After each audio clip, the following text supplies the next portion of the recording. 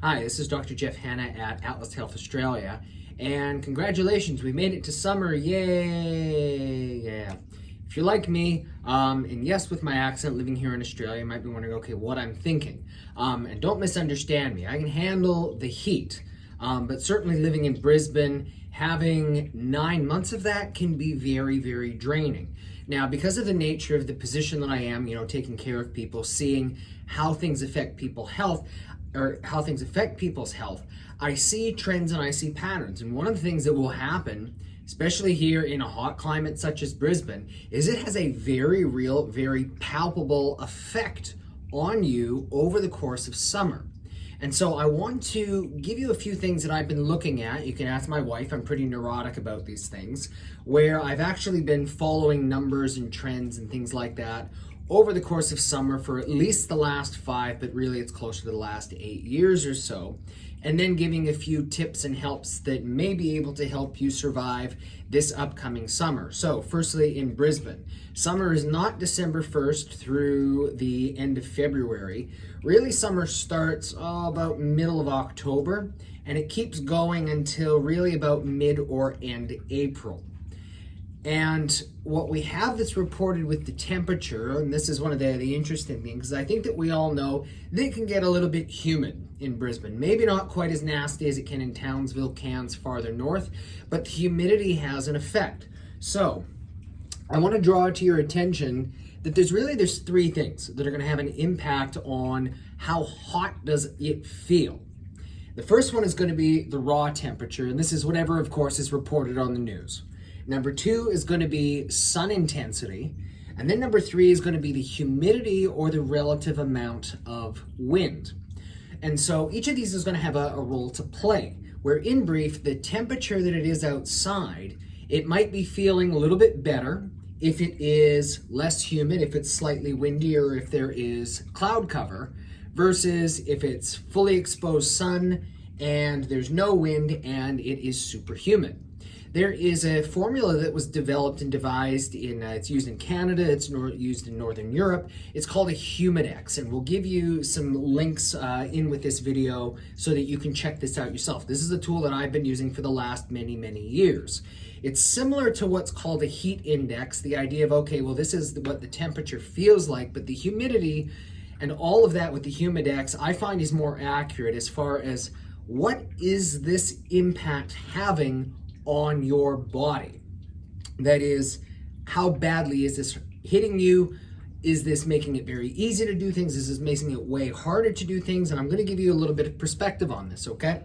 I'm not going to give you the formula because it's very messy. It's easier if you just look at one of these charts here. But in brief, you take the raw temperature, and then you consider the effect of what being outside in the sun is going to do. And very characteristically, being outside in the sun in and of itself is going to make it feel on your body as if it's 3 degrees hotter, somewhere between 3 to 5 degrees hotter than it actually is.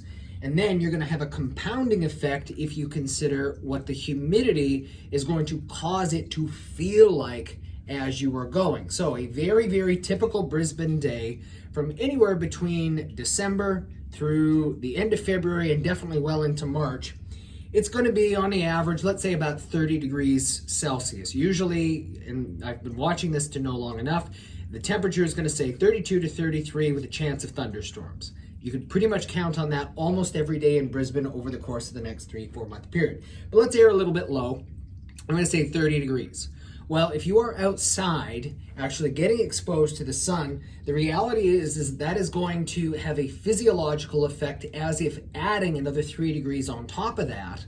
And then let's assume, again, average Brisbane humidity of about 50 degrees.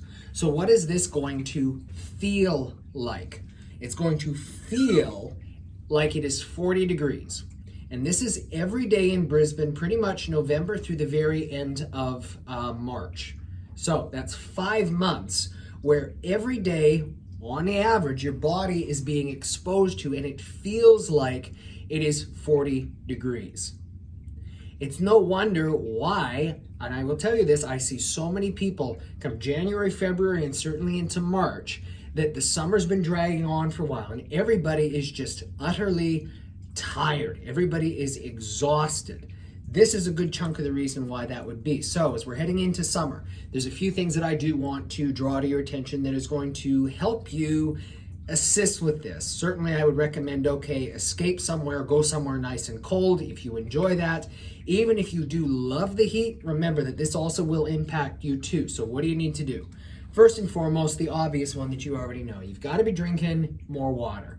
Water is what's going to keep you going, because if you're sweating, whether or not you are outside or inside, if you're in an aircon environment, you will still lose your moisture, which means that all of this stuff is going to hit you way harder. So that's number one. Number two, you've got to increase your salt. Now, do be careful if you have a diagnosed heart, kidney condition in particular, and it's because certain medications will be affected by salt. But when you are sweating, losing your water, guess what? You're also losing your salt. I say this and it seems a little bit odd, but what you do is you lick the back of your hand like that. If it is normal, if you have a normal amount of salt, that should taste just the tiniest bit salty. If you taste nothing, that could be a sign that your salt is actually a little bit low. And so to prevent you so that you're not just losing all of your water through the summer months, you're going to want to up your salt just a little bit, and that's going to help keep everything going a little bit better. I oftentimes will say salt is like your battery acid. If you don't have it, the battery charge is going to start going flatter and flatter and flatter. Now this also is going to hit on our last one, and the last one is, and this is a tricky one because the sun comes up so early, but the best thing that you can do is you can be going to bed just a little bit earlier. Staying in later doesn't really work because the sun's kind of waking you up. People don't sleep near as well. However, if you do go to bed just that little bit earlier, it gives your body this better chance to recover from all of this other stuff that is going on. Certainly, there's no easy way of dealing with the heat in Brisbane.